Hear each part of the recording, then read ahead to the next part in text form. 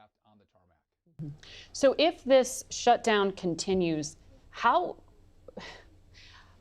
when does it become an emergency in terms of passenger safety and the safety of those who are trying to, for example, get home for Thanksgiving in a few weeks?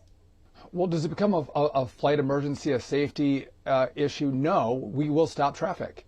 So we're not going to let that happen. I think the real consequence is what kind of rolling delays do you have throughout the system, right? We've seen problems at LA, in Dallas, in DC, Boston, Atlanta. And so I think it's only going to get worse. Now, we have controllers who, some of them are new controllers. We have trainee controllers who are very helpful in the tower. They don't make a lot of money.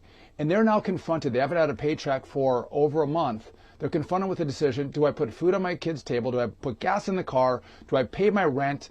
Or do I go to work and not get paid? And they're making decisions. I've encouraged them all to come to work. I want them to come to work.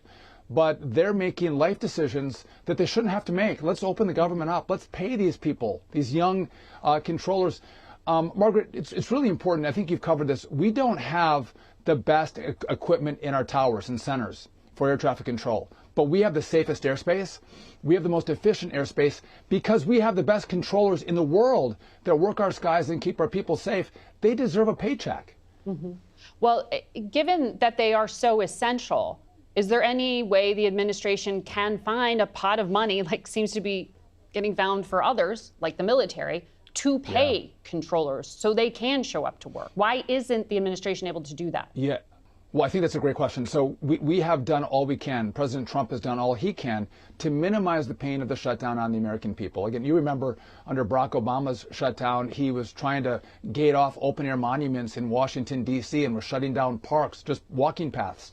President Trump has tried to make it less painful on the American people. So we're looking for pots of money to pay essential workers, but there's really strict rules around what money we can use and how we can use it, and we have to follow the law.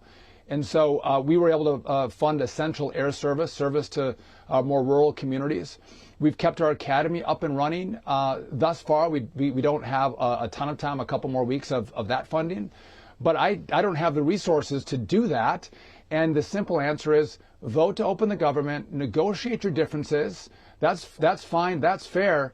But again, these people should be paid. And to say that it's Donald Trump's fault, to say that he has to find money when Democrats have said there's no money for you because we've shut the government down, I mean, that's a contorted analysis. And Democrats are trying to do that. And I don't think it really works. Give them money and we'll pay the controllers. Yeah, well, I saw reports that air traffic controllers only receive partial pay mid